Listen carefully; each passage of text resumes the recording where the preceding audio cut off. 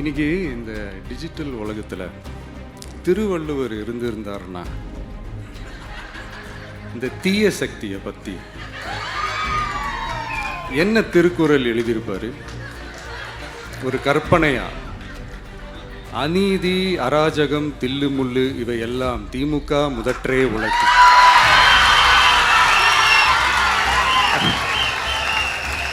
ஒரு கற்பனையா,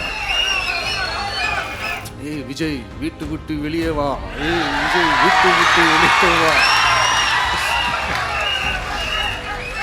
இப்படியெல்லாம் கேட்கும் போது எனக்கு எப்படி அது தோணுதுன்னா, ஐயோ இவங்க ஒவ்வொரு வீட்டில் இருக்கிற ஒவ்வொரு விஜயும் இவங்க கூப்பிடுற மாதிரியே எனக்கு தோணுது.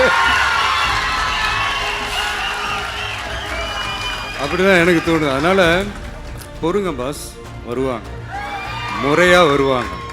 ஓட்டு போடுற அன்னைக்கு ஓட்டர் ஐடியை கையில் எடுத்துக்கிட்டு ஒவ்வொரு வீட்டில் இருக்கிற ஒவ்வொரு விஜயும்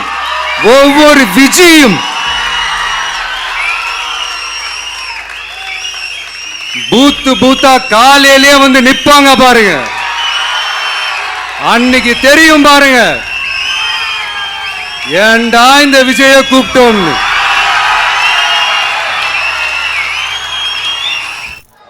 நம்ம கட்சியினுடைய 2வது ஆண்டு விழா, அதாவது 3rd இயரோட தொடக்க விழா இன்னைக்கு தமிழ்நாட்டில் ஒரு மிகப்பெரிய ஒரு கட்சியாக நம்ம வளர்ந்து இருக்கிறோம் அப்படின்னா அது உங்களால் தான்.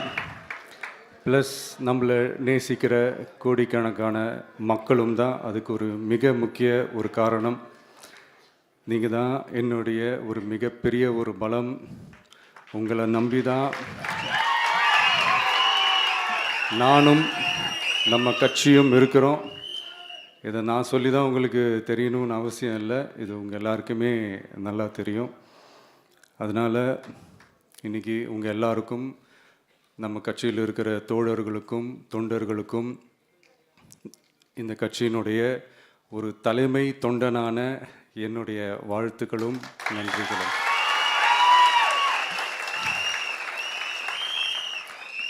அப்புறம் என்ன, மைக்கை பிடிச்சாச்சு, வெடியை கொளுத்தி போட்டுருவோமா?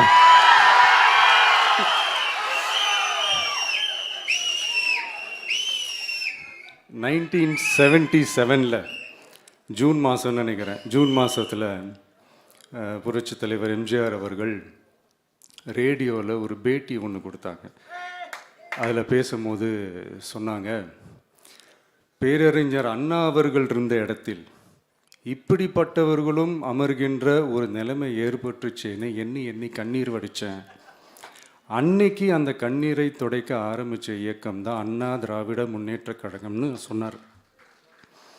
அதே மாதிரி 2017க்கு அப்புறம் 2021க்கு அப்புறம் தமிழ்நாட்டுடைய நிலைமையை பற்றி யோசித்து பார்த்த நம்ம தமிழக மக்கள், காமராஜர் அவர்கள் இருந்த இடத்தில், அண்ணா அவர்கள் இருந்த இடத்தில், எம்ஜிஆர் அவர்கள் இருந்த இடத்தில் இப்படிப்பட்டவர்களும் அமர்கின்ற ஒரு நிலைமை ஏற்பட்டுருச்சேன்னு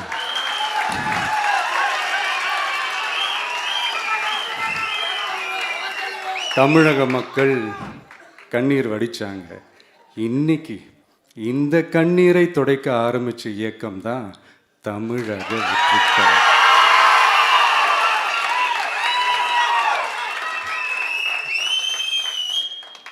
இப்படியெல்லாம் நம்ம பேசுறதுனால கண்டிப்பாக சில பேர் கொந்தளிப்பாங்க.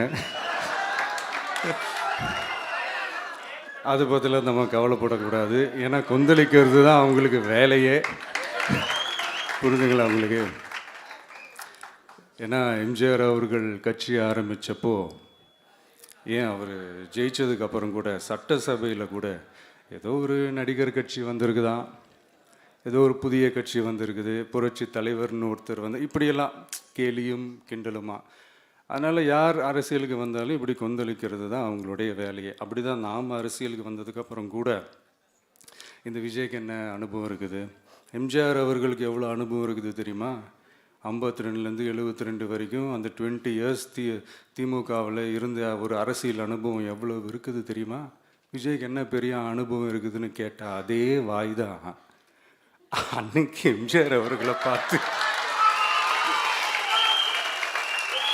அன்னைக்கு எம்ஜிஆர் அவர்களை பார்த்து அரசியல் அரிச்சுவடி தெரியாதவர், கவர்ச்சியை மட்டுமே நம்பி இருக்கிறவர், அட்டை கத்தி, வாய் விளம்பர வள்ளல், இவருக்கு கேள்வி மட்டும்தான் கேட்க தெரியும், பதில் சொல்ல தெரியாது, நிருபர்களை சந்திக்க மாட்டார், டெல்லியை வகச்சிக்க மாட்டார், மேலே இருந்து அவருக்கு அவ்வளோ ப்ரெஷர் இருக்குது, அப்படி இப்படின்னு சொன்னதும் அதே வாய் தான்.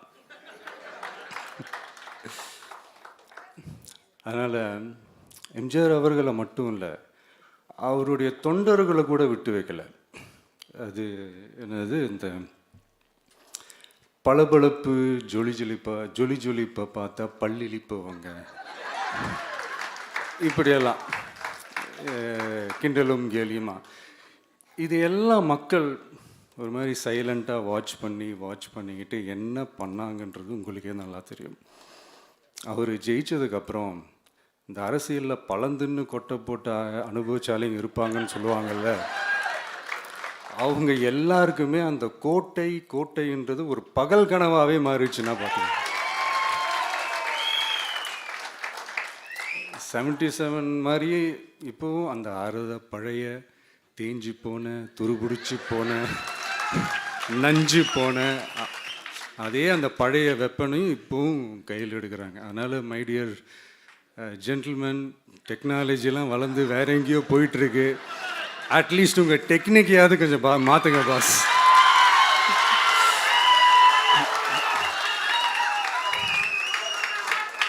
காமராஜர் அவர்களையும் விட்டு வைக்கல. அவருக்கு இலக்கியம்னா என்ன தெரியும், அவர் மாபெரும் புலவர், அந்த புலவர் இந்த புலவர்னு அவரை பற்றியும் கிண்டலும் கேலியுமா. அதான் முன்னாடியே சொன்ன மாதிரி யார் எதிர்த்து நின்னாலும் அவங்கள கொந்தளிக்கிறது தான் அவங்களுடைய வேலையே. ஸோ இப்படி அவங்க பண்ணுற தப்பெல்லாம் நம்ம எடுத்து சொன்னால், அவங்க பண்ணுற அட்ராசிட்டியை பற்றி நம்ம எடுத்து சொன்னால், அவங்க பண்ணுற அந்த ஊழலை பற்றி தான் நம்ம எடுத்து சொன்னோம். முக்கியமாக நாம் அதை எடுத்து சொன்னால் 50 வருஷத்துக்கு முன்னாடி இருக்கிற அதே தகர டப்பாவை எடுத்து உருட்ட ஆரம்பிச்சிருவாங்க.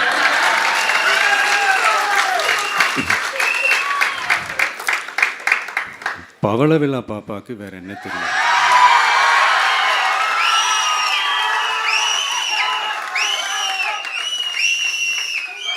பழைய டப்பாவை உருட்டதானே தெரியும். அதுக்காக நாம் அவங்க பண்ணுற தப்பெல்லாம் சொல்லாமல் வெளியே சொல்லாமல் இருக்க முடியுமா? சொல்லுவோம், சொல்லிக்கிட்டே இருப்போம்.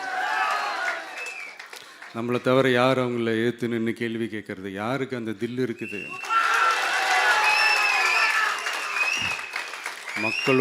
மக்களோட ஒரே பிரதிநிதி நாம் மட்டும்தான். ஸோ இப்படி இருக்கிற இந்த நிலைமையில்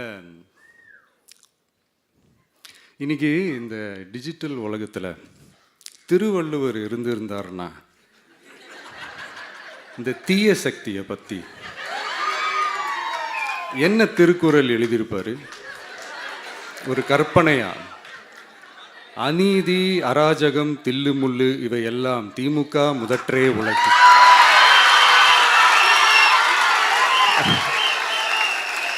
ஒரு கற்பனையா?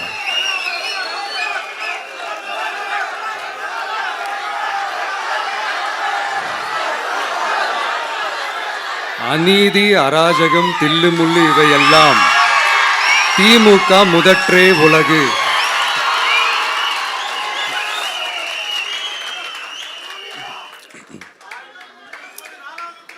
அடுத்து இந்த என்னப்பா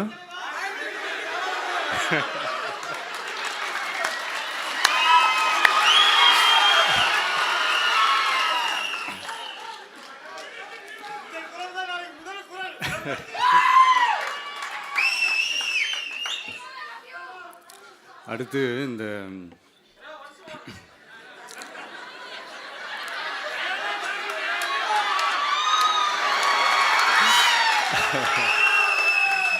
சொல்லிட்டேன், 2 வாட்டி சொல்லிட்டேன். அநீதி, அராஜகம், தில்லுமுள்ளு இவையெல்லாம் திமுக முதற்றே உலகு.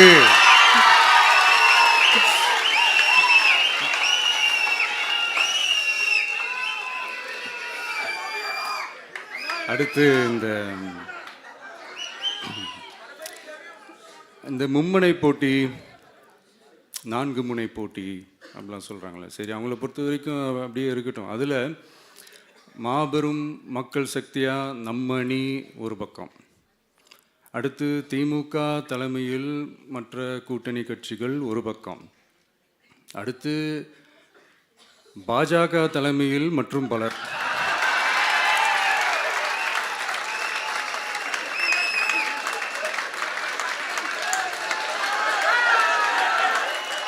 என்னப்பா சிரிக்கிறீங்க? உண்மையை தானேப்பா சொன்னேன்.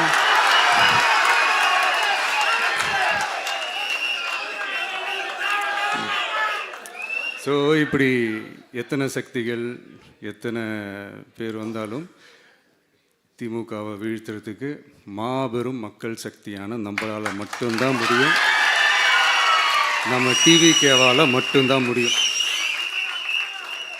ஸோ இப்படி இருக்கிற இந்த நிலைமையில் ஏய் விஜய் வீட்டு விட்டு வெளியே வா, ஏய் விஜய் வீட்டு விட்டு வெளியே வா, இப்படியெல்லாம் கேட்கும்போது எனக்கு எப்படி அது தோணுதுன்னா, ஐயோ இவங்க ஒவ்வொரு வீட்டில் இருக்கிற ஒவ்வொரு விஜயும் இவங்க கூப்பிட்ற மாதிரியே எனக்கு தோணுது. அப்படிதான் எனக்கு தோணுது. அதனால பொறுங்க பாஸ், வருவாங்க, முறையாக வருவாங்க. ஓட்டு போடுற அன்னைக்கு ஓட்டர் ஐடியை கையில் எடுத்துக்கிட்டு ஒவ்வொரு வீட்டில் இருக்கிற ஒவ்வொரு விஜயும்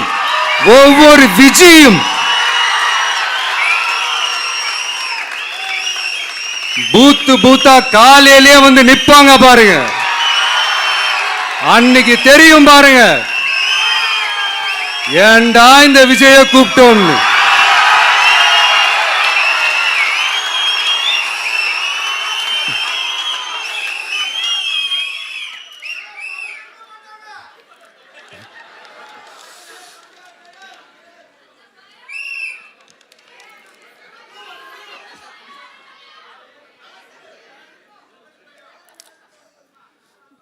ஸோ இப்படி பேசினா உடனே இவரு நான் சினிமாவா இது அப்படின்ட்டு ஆரம்பிச்சிருவாங்க.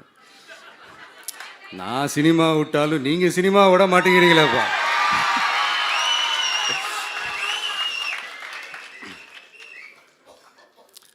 அப்புறம் இன்னொரு ரீசெண்டாக அந்த ஒரு விஷயம் போயிட்டுருக்குல்ல, இந்த கருத்து கணிப்பு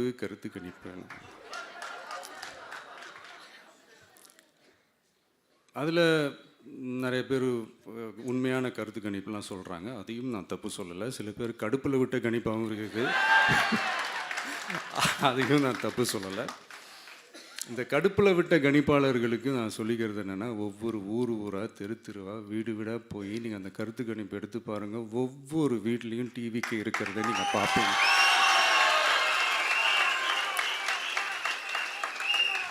அப்படி சப்போஸ் உங்களுக்கு அது ஷாக்கிங்காக இருந்துச்சுன்னா ரப்பர் வச்சு எல்லாத்தையும் அழிச்சிட்டு மறுபடியும் முதல்லேருந்து எடுத்து பாருங்கள், அதே ரிசல்ட் தான் வரும்.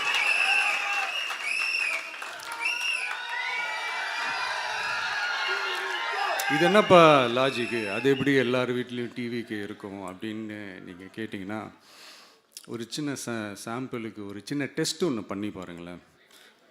நம்ம சிஎம் சார் இருக்காங்கள்ல, ஸ்டாலின் சார், ஒரு 2 இயர்ஸ் பேக் இருக்கும்னு நினைக்கிறேன், ஒரு மேடையில் பேசும்போது சொன்னாங்க, இந்த மாதிரி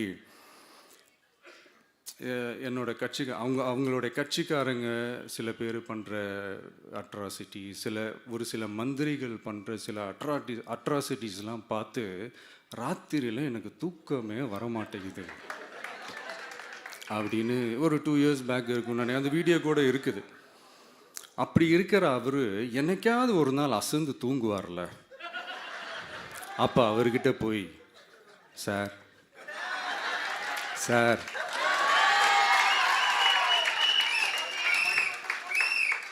எந்த சின்னத்துக்கு சார் ஓட்டு போடுவீங்க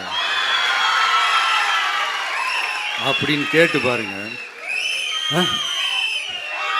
விசில் சின்னத்துக்கு தான்.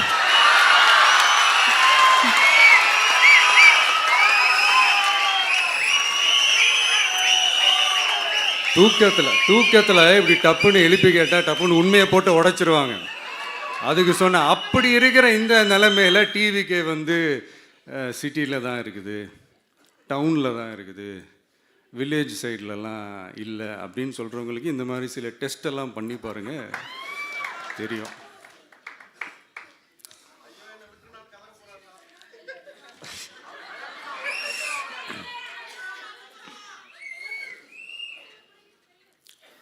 விசில் சின்னம் போகாத ஊரே இல்லை. விசில் சின்னம் எங்கெல்லாம் இருக்குதோ அங்கெல்லாம் டிவிக்கே இருக்குதுன்னு அர்த்தம். என்னுடைய அம்மா, அக்கா, தங்கைகள், அண்ணன், தம்பிகள் டிவிக்கேக்கு ஓட்டு போடுறத யாராலையும் தடுக்க முடியாது.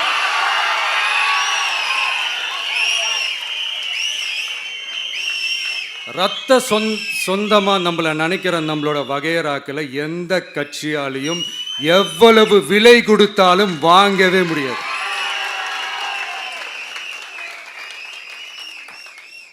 நான் ஓவர் கான்ஃபிடென்ஸில் பேசுகிறேன் அப்படின்லாம் நினைக்காதீங்க. இதுதான் கள நிலவரம், கள யதார்த்தமும் இதுதான். தீய சக்தியை வீழ்த்துறதுக்கு தூய சக்தியான நம்மளால் மட்டும்தான் முடியும். இந்த 2026 சட்டமன்ற தேர்தலில் டிவிக்கே தான் மக்களோட ஒரே ஆப்ஷன். Otherwise no diversion.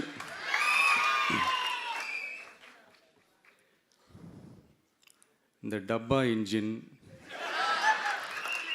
ஓட்டை இன்ஜின், எவ்வளோ இன்ஜின் வந்தாலும் டாப் இன்ஜின் நம்ம டிவிக்கே தான்ன்றதை மக்கள் ஆல்ரெடி முடிவு பண்ணிட்டாங்க. அதனால் நம்மளுடைய தோழர்கள் அதை மனசில் நல்லா ஏற்றிக்கிட்டு இன்னும் ஷார்ப்பாக ஒர்க் பண்ணுங்கள். நான் ஏற்கனவே சொன்ன மாதிரி ஒன்றியம், நகரம், பேரூர், பகுதி, கிளை எல்லா இடத்துலையும் அந்த பூத்தாக அந்த நம்மளுடைய வேட்பாளர்களுக்கு ஒற்றுமையாக இருந்து வேலை செய்யுங்க. நமக்கு மாபெரும் கூட்டணியான மாபெரும் மக்கள் சக்தியான குடும்பமாக நம்மளோட இருக்கிறாங்க. இன்னொன்று அன்றைக்கி நான் சொன்ன மாதிரி நம்மளுடைய விசில் சின்னத்துக்கு ஓட்டு போட வைக்கிறது மட்டும்தான் உங்களுடைய வேலை. மற்றதெல்லாம் மக்களோட சேர்ந்து நான் பார்த்துக்கிறேன்.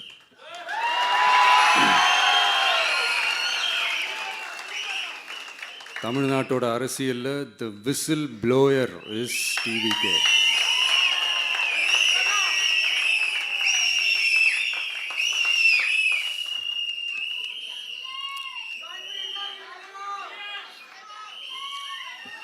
நம்ம மக்கள் இந்த விசில்ல ஊதுல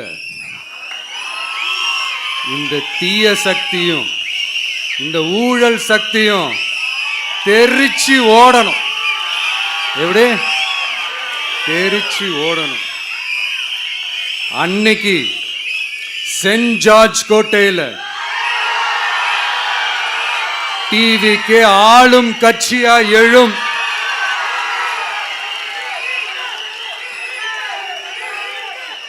உங்களோட நான் இருக்கேன், நம்மளோட நம்ம மக்கள் இருக்கிறாங்க. இதுக்கு மேல என்ன வேணும்? கான்ஃபிடென்ட்டா இருங்க, நல்லதே நடக்கும், வெற்றி நிச்சயம். மீண்டும் சந்திக்கும் வரை நன்றி, வணக்கம்.